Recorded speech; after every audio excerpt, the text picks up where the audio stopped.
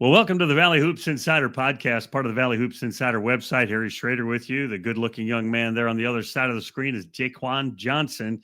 He's the leading scorer in the Missouri Valley Conference, Bradley Brave guard. And Jaquan, thanks for spending time with us today. First question, take me through the sick alley-oop dunk that won the game last night. It was just a play for me to get downhill to either like find Alex or Schroeder or see if they help off of Met or whichever one was open, just find the read. And I seen the big he helped up early, so I found Met for the dunk. It was spectacular. You guys got a big win over Washington State. I started off this way. We talked before we got rolling. There's people all over the Valley call you by different things. So we're officially announcing to the entire Missouri Valley Conference today, it is Jaquan, not Jaquan, correct? Yes, sir. All right. I'm glad we have that squared away. Leading the league in scoring, leading the league in steals. Which do you take more pride in? I'll say for me probably steals because like steals kind of like initiate my offense a little bit. So I feel like steals really like get me going to playing both sides. So definitely steals. Almost 18 points a game, leading the league in scoring. You were a prolific high school scorer, and last year working your way into the lineup, it's got to feel good to get back up near the top of the scoring race. Yeah, for sure. A lot of fun putting it in the hole. You're from Milwaukee. How did you end up at Bradley? I know Coach Wardle has ties to the Wisconsin-Milwaukee area, but how did you end up there at Bradley? I had a strong connection with Foster, Coach Foster from last year. You know, he's from around there. I had communicated with him a lot. You know, like they like Milwaukee players. So I had talked to D-Han, and then I talked to Osho, and they was just like telling me how great of a place this was. And I came on the visit. It was great. When you were, Birch is from Milwaukee as well. Did you guys play against each other, with each other? I know you weren't in high school together, but AAU, any of those kinds of things? Uh, I think we only played like I think it was maybe a summer league game, like just summer league high school game against each other. But no big, deep connection from the Milwaukee area for the two of you. Nah. Well, the two of you are tearing it up. So you get the big win last night. You guys are 5-4, but you won 4 of your last 5. What has changed over the last 4 or 5 games? Just like I feel like the team connection, like bonding, like we just starting to do a lot of more things with each other. So I feel like that's like very like helping us on the court for like communication part of the game, things like that. And then also like just doing the little things our coach talked about every day, like wanting to be like 100% on your box house and being in the hole all the time and things like that. You are obviously well-built, muscular guy, but where did the nickname Bully come from? I get a credit to my AAU coach Justin Brown. He came up with it. I think it was like ninth grade year at AAU, just out of nowhere, just came up with it and just been going from there. And you like to drive it to the hole. I mean, you can hit it from outside, but you're a guy that enforces your will on other people on the offensive end. Is that a mindset, or you just realize, nope, I'm just stronger than that other guy. I can make this happen? It's just like I said, it's a mindset thing. Just knowing I can get downhill, create, finish at the rim, create for others and things like that. So it's one of my skills. So I just do it as much as I can. Have you had to take on more of a, I don't know, leadership role this year? The last couple of years, Bradley's been very senior laden, graduate student led, and you have some older guys around, but this is a team that's quite a bit younger than any team that they've had for a while. Yeah, for sure. Yeah, I feel like I had to like just learning from Duke Dean last year, like a great point guard, leader, did owning up the court, just learning from him and things like that. I feel like I definitely had to make a jump as like the leading point guard on the team, like being vocal and things like that, making sure guys is connecting on in off the court and stuff like that. Yeah. So if your name's Bully, I guess you can get away with that. Yeah, sure. So being vocal, helping people know where to go. What other kinds of things go into that leadership role? Just like not ever just being vocal, like with your actions too. You can't just tell guys that like, to do these things and you're not doing them, like boxing out, telling guys box out and I don't box out and things like that. Just doing, make sure you doing your job and things like that. You got to be like stay on top of things every day and practicing and games. To be a leader, you might have to be the hardest worker on the team, Yeah, huh? for sure. There's a double-edged sword there. You got to put it out every day. Why number 22? Whenever I meat players, I always want to know why they have the number they wear. Uh, it really started my freshman year of high school. It really was like it was like I think it was because it was like the last jersey. Like I was a freshman, so we had like I think it was like 12 seniors on the team. So it was like seniors picked their jerseys first. So 22 was like the last jersey on the team. So I just stuck with it throughout the season. Sometimes you get stuck with it, and then you hold on to it, right? Sure. It's part of your identity. Talk to me about your high school career. I mean, I think there was a year you were averaging about 28 a game. But talk to me about your high school career. When did you know? You know what? I can be a pretty good basketball player. I'm a guy that can go play Division One. I'm a guy that can star at different levels. Uh, I would say like probably my sophomore year was really when I like had to take the lead because I had a great senior point guard on my team my freshman year, so I learned from him that year. But then sophomore year, I had made a big jump. I think I started averaging probably around 20 points or somewhere in there. Then I just got started getting the confidence and everything just got to rolling.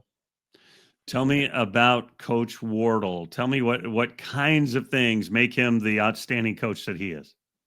Just like holding guys accountable every day. Like he like making sure like no matter who it is, he go hold guys accountable for like every little thing you do. Like that's why that's like when we get in games, it's like it makes it a lot more easier because like in practice he holds you accountable for things he wants you to do. So like your breaking point in games is gonna be like way I feel like our breaking point is gonna be like way higher than another team's breaking point because the way he held us accountable and things like that and he just like instills confidence into guys.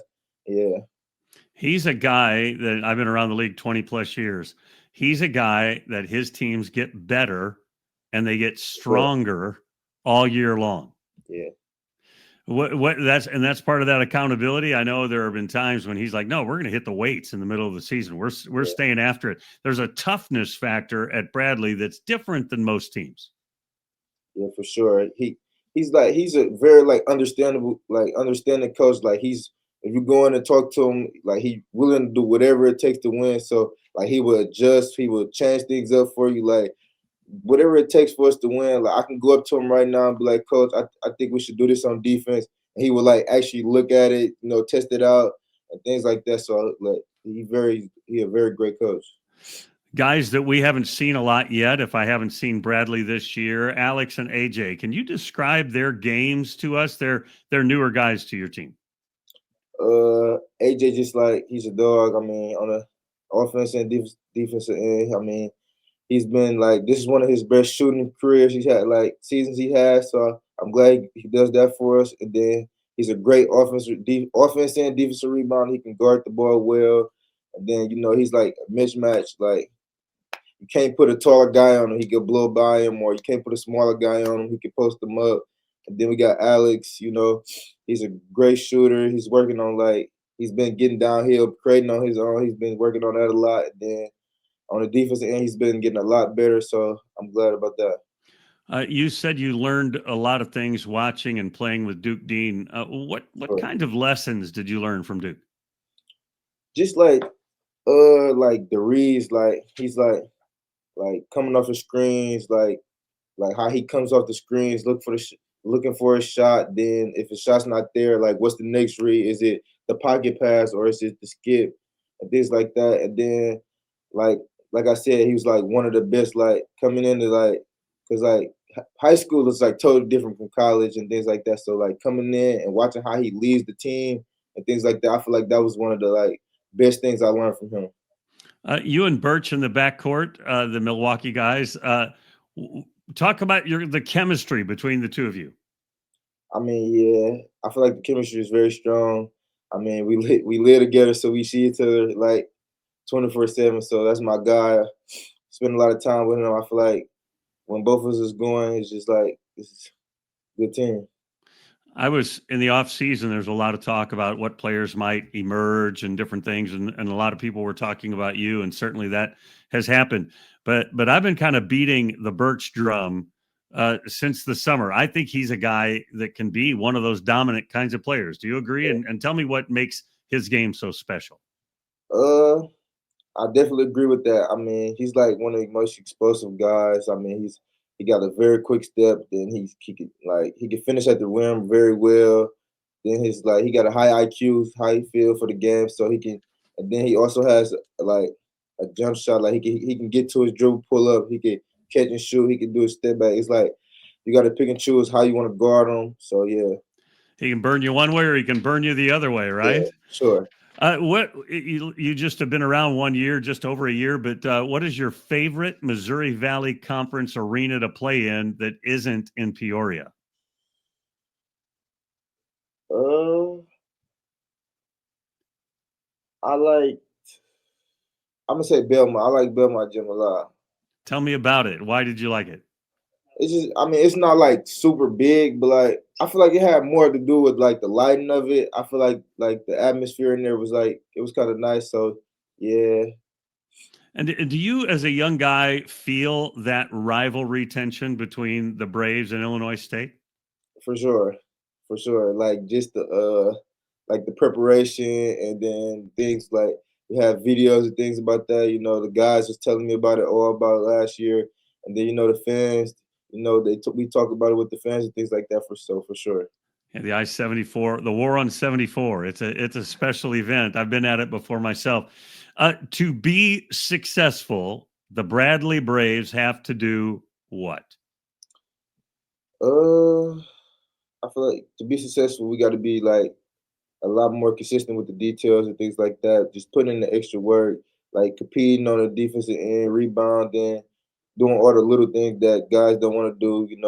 So our breaking point could be like I said, our breaking point could be a lot higher than other guys because throughout the season, guys is gonna start wearing down, things like that. So for sure, just staying consistent to what we do every day. And and if you guys are going to be successful, there's a player or two that's going to it's this way every year. Somebody kind of comes out of nowhere to do something really special. Who might be a guy or two like that on your team that could just pop up and do something special? Honestly, we have a few guys, honestly, because we got AJ been playing very well. So AJ been playing very well. Then we got Alex been playing very well. But I feel like the two guys that also been playing very well. I feel like the two that I got three guys that like really can like contribute to this team that like you just pop out of nowhere. And that's I'm gonna say Corey Thomas.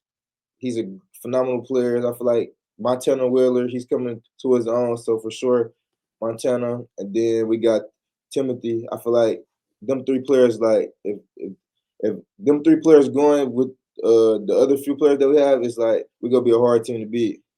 I love. I see. I'm getting a scouting report right out of you in this because teams that are going to be elite, and I always expect Bradley to be elite.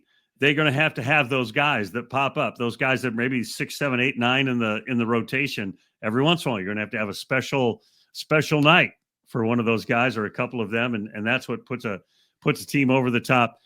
You guys came to Arch Madness last year and didn't come out with the result you wanted. But what was it like to come here to St. Louis and play in the conference tournament? It was honestly like a lot. Like I didn't never experience anything like that, so it was kind of like fun. Like we get the bonding with the fans and things like that. But like just knowing how much the fans supported us, I didn't think we was gonna have that many supporters at it. But like I feel like that's like one of the best experiences I ever had. Even though we lost, I feel like just like the atmosphere part of it was great. You are studying what there at Bradley University? Sports communication, Sports communication. So you're going to take Cody's job one of these days? maybe. So I'll let you go in just a minute. When I think about Bradley Braves and what Brian Wardle does, they're going to play. They're going to be tough. They're going to rebound. They're going to fight. They're going to scrap. They're going to play tough defense. And that comes from the culture the coach is building. Uh, and it's not easy for every player to adapt to that kind of intensity. Is that something you kind of help one another adjust to his intensity? Yeah, for sure. Because like he knows what he's doing. He's a great coach, and just that's the type of coach he is. So we just try to like you said, we got a young team, so they really haven't had did it fought through like as much adversity and things like that. And like guys been on top of you about every little thing because the guys came from high school and transferred from other schools where maybe the coaching staff was a little light on you or whatever.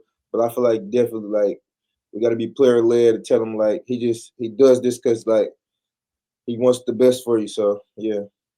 Final thought, driving passion. You're a outstanding basketball player.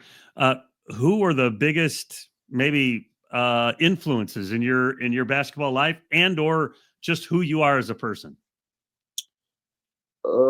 I say for sure my both of my grandparents and then I had to definitely throw both of my parents in there and my auntie and uncle for sure. And in what ways? How did they motivate you, or how did they encourage you? Uh, I'll start with grandparents. They just always like they came together as much as possible, like throughout high school, things like that. Like my grandma, she just like she thinks I'm like the best player she ever seen. So like that just like motivates me every day to like just keep going for her. And she really wants me to succeed in life. So yeah, same with my grandpa, he always told me like just keep going. He feel like I could be better than him one day. So that just motivates me. And then like the rest of my family, my dad, mom, and auntie and parents came to every high school game. They come to all like every time they get a chance to come to a Bradley game. Like last year, they came to Myrtle Beach, like traveling like that just to come see me play. Things like that just motivate me and see like they really like have faith in me to be successful. Spectacular. Appreciate your time today, Jaquan Johnson, the leading scorer in the Missouri Valley Conference, the leading steal guy in the Missouri Valley Conference, set the freshman record for Bradley last year with 57 steals, I think it was, already over 30, and they've only played 9 games. You're just gonna blow past last year in terms of your points, your steals, and all of that. Wish you the best of luck and appreciate your time today. Appreciate you. That's Jaquan Johnson, folks. Thanks for watching. Remember, since you've been there, make it a better place. We'll see you again real soon.